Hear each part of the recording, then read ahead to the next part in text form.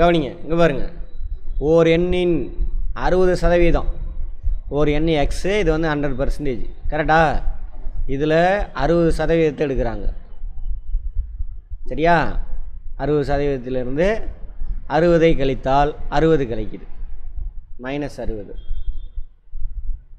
கிடைச்சா என்ன வருதாம்மா? 60 கிடைக்குது. 60 கழித்தால் அப்போ இது எவ்வளவு? இதில் பாதினா எவ்வளவு? இது 30%. அப்போது இது எவ்வளவு? இது ஒரு 30%. ரெண்டையும் கூட்டுங்க, எவ்வளவு? 60%. 60% எவ்வளவு? 120.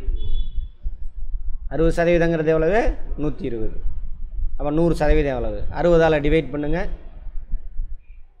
1% கிடைக்கும், கரெக்டா?